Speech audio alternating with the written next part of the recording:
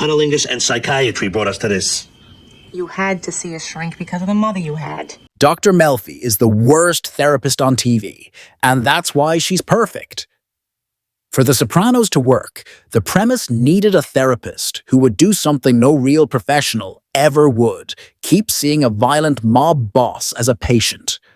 Realistically, Dr. Melfi would have referred Tony out almost immediately, certainly by the time she had to go into hiding in season 1, but the show needed her to stay. So the writers had to give her plausible reasons, rooted in her own psychology, for sticking with him. The result is a character who's both credible and deeply flawed. Melfi doesn't keep Tony as a patient out of pure clinical duty. She's drawn to him by his power, danger, charisma, and the rare complexity of his psychological profile. Her fascination becomes the engine for their ongoing relationship. After her traumatic assault, she has every opportunity to exploit her connection to a violent man for revenge. She chooses not to, preserving her ethics, but also revealing the emotional weight Tony carries for her. He's a source of comfort. That moment could have permanently bound her to him in a way no therapy could survive. She recognizes that risk and ultimately makes the right call by terminating treatment. But by then, the damage has been done. Still, within the therapy room, Melfi is sharp. She sees through Tony's evasions, identifies his patterns, and offers real insights into his behavior. When she's not emotionally compromised, she's naive and clinical. Cunnilingus and psychiatry brought us to this. You had to see a shrink because of the mother you had. Some of her interpretations, especially about Tony's relationship with his mother, hit nerves so raw they provoke explosive reactions. That's when it's clear she's making progress. The strong, silent type. That was an American. He wasn't in touch with his feelings. He just did what he had to do. But Tony resists growth. He changes the subject. He blusters. He deflects. And while Melfi pushes, she can only go as far as he'll allow. Her ambivalence is central to the show's themes. If I was to hear, let's say, a murder was to take place. She represents both professional ethics and personal weakness. She's a skilled observer and at the same time vulnerable to the seductive pull of power and narrative. Her story is one of subtle moral erosion, being pulled into Tony's world not by violence but by empathy and curiosity. Other therapists in the series fare far worse. Alice, Meadows' therapist, jumps to conclusions about abuse and pushes international travel as therapy in one session. Janice's therapist enables her delusions and encourages impulsive decisions that benefit no one. Elliot, Melfi's own therapist, often appears more interested in discussing Tony than actually helping Melfi, violating professional boundaries repeatedly. The show consistently portrays therapy through a Freudian lens, with constant allusions to repressed desire, parental fixation, and unconscious drives. While that reflects the show's dramatic style, it doesn't align with contemporary therapeutic practice. Still, the aim is character exploration, not clinical realism. Tony himself resists categorization. He demonstrates empathy, guilt, attachment, and moments of self-awareness. He seeks help, even if he manipulates the process. His panic attacks, while temporarily relieved through medication and therapy, stem from a profound dissonance between his identity and his behavior. At the heart of all this is Dr. Melfi. She exists not just to treat Tony, but to expose him. Her sessions frame his inner life, giving the audience access to his contradictions. She fails him in some ways and succeeds in others. That tension is what makes her arc so compelling. She is both a good and a bad therapist, because the show needs her to be both. And that contradiction is the point. Carmela wasn't naive about Tony cheating. In fact, she welcomed it. But here's what they don't tell you about why she really lost it. She didn't. Carmela knew exactly what kind of man she married. I could deal with the Gumaras. I knew I was better than them. As stupid as it sounds, I viewed them as a form of masturbation for him. Tony's infidelity wasn't a surprise. It was practically part of the package. She rationalized it early on, even describing it as a form of masturbation. As long as it stayed discreet, off the radar, and outside the home, she tolerated it. Grudgingly, yes, but she tolerated it. The problem wasn't that Tony cheated. The problem was that he stopped pretending not to. His affairs stopped being affairs and started becoming messes that spilled into her world. The breaking point came when one of his mistresses called the house and spoke to their son. That was the line.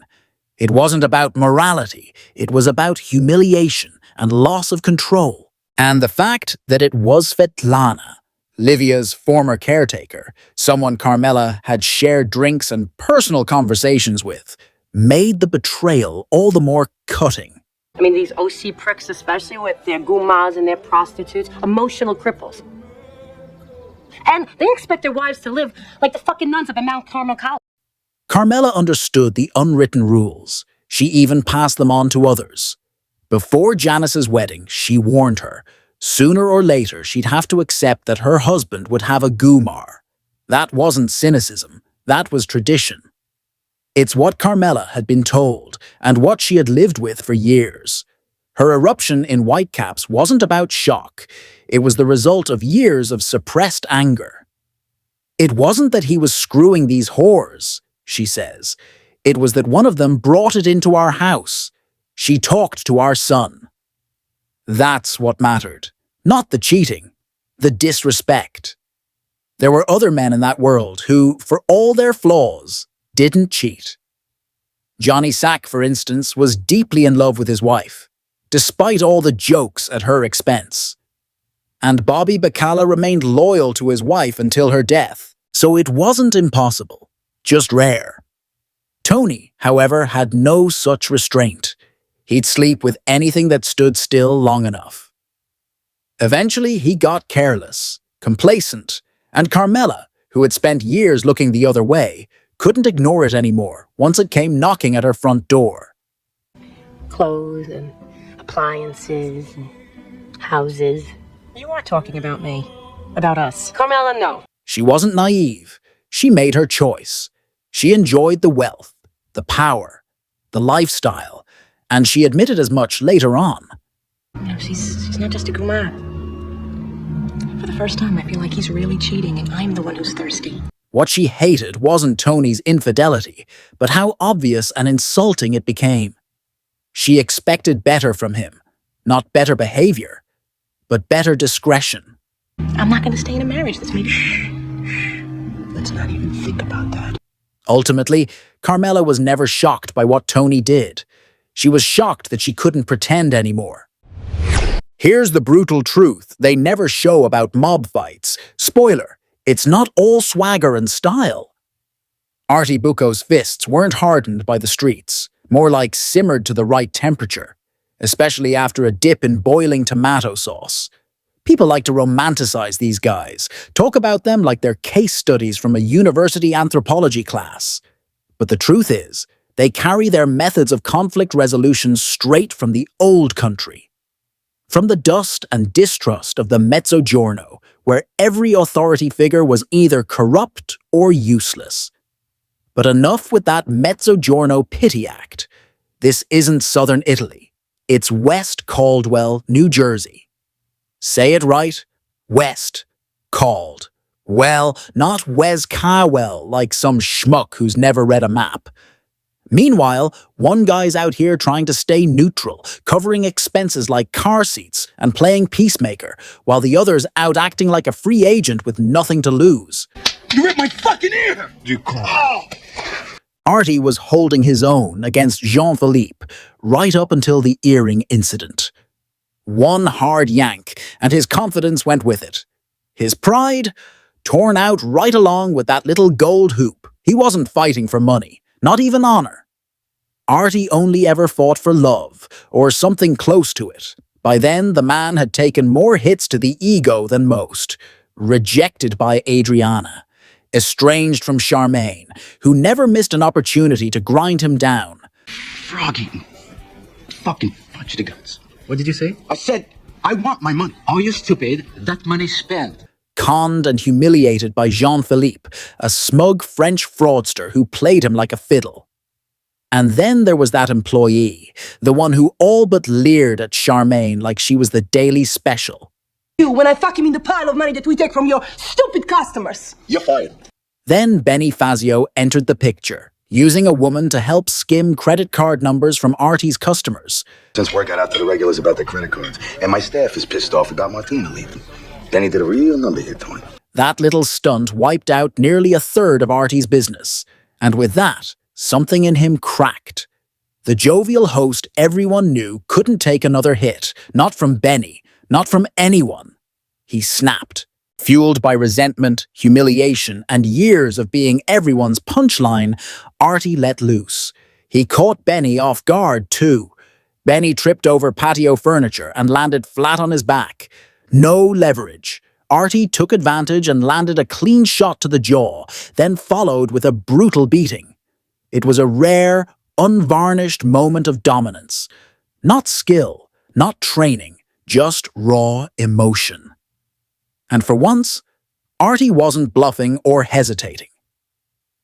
This wasn't like with Jean-Philippe, where he had to rehearse lines in the mirror, psyching himself up to confront someone he was terrified of. That time, he dressed the part, black turtleneck and all, but couldn't pull off the act. This time, the rage was real. Artie wasn't out for show. He was out for blood. And drive fucking nails into his balls, I know. I heard you the first time.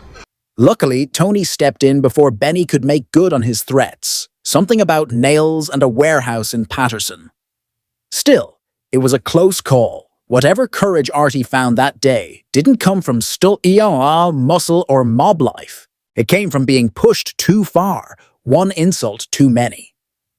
And for once, it was enough. Ever wondered what really happened after Paulie shot that guy in the woods? If you're a fan of unsolved mysteries, this one will blow your mind.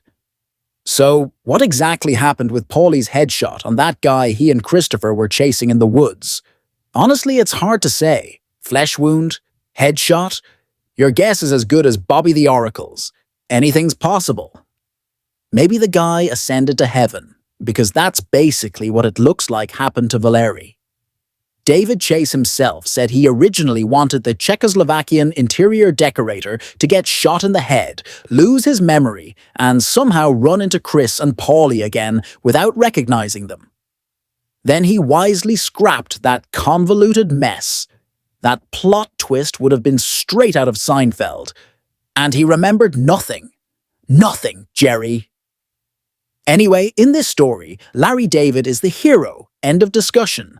Valeri was a loose cannon who ambushed Paulie and Christopher over some money. Is this the spot? Yeah, but that fucking car's gone. You showed us where you left it. Positive. Classic mystery of the show. Did he die, escape, or climb a tree and steal the Cadillac? That last bit comes from a camera angle that suggests he might have climbed a tree, but both Chase and director Buscemi insist it was just a nice shot to break up the monotony of snow and woods. Chase even got annoyed when Buscemi pointed out the implication, but surprisingly kept the shot in anyway. He killed 16 Czechoslovakians. Guy was an interior decorator. His house looked like shit. That's typical David Chase for you. The guy's official title is Czechoslovakian Interior Decorator, and it said he killed 16 Czechoslovakians, whatever that means. His terrified look makes no sense considering what he said. It's like being scared of someone cosplaying Winnie the Pooh.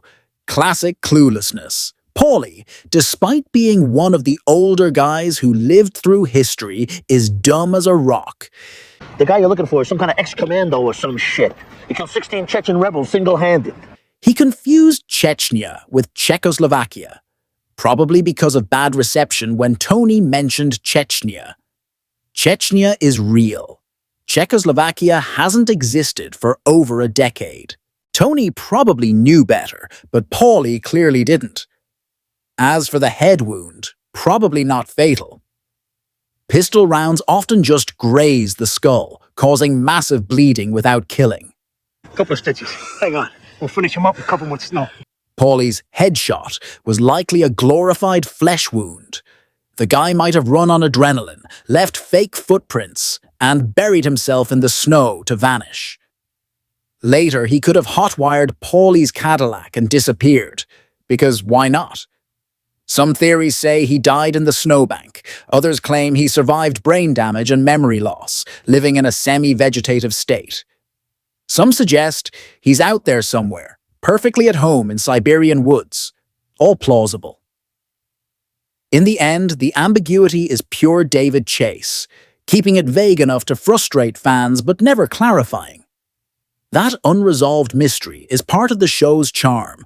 Plus, who needs closure when you have Paulie calling everyone cocksuckers and arguments about a universal remote? So yeah, Valerie's fate. Pick your favorite theory, pour a drink, and enjoy the mayhem. Ever felt like the problem kid no one really understands? This is exactly what AJ Soprano's story reveals about being stuck in a family you can't escape. AJ's situation is genuinely sad, one of the best characters on the show, especially in two standout scenes where the actor absolutely nails it. They didn't come back with the fever medicine yet. I'm so proud of you, AJ. You can't imagine how much this means to your father. When his parents basically draft him into their own little mob army, and his attempted suicide. Those moments are as well acted as anything else in the series. Whenever someone complains that AJ is annoying or a weak character, it's hard not to be frustrated. Robert, the actor, held his own alongside legends like Gandolfini and Falco. He clearly had serious talent and could have had a brilliant career if he'd wanted to.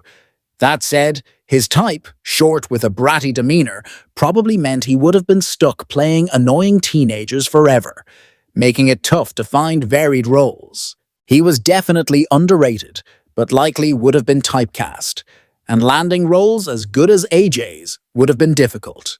Meanwhile, the actress who played Meadow mentioned struggling with the poor quality of scripts and actors in later projects after the show ended. It took a toll on her, but it's debatable whether her acting was exceptional. As for AJ, the real frustration is with critics who bash the character, not with AJ himself. He's annoying, sure, but that's exactly how a teenager with dysfunctional, almost absent parents would be. The party wasn't my fault. How many fucking times do I have to say it? Hey! Oh! Early seasons show Tony constantly exerting dominance over AJ, physically, emotionally, psychologically, but never really getting to know him.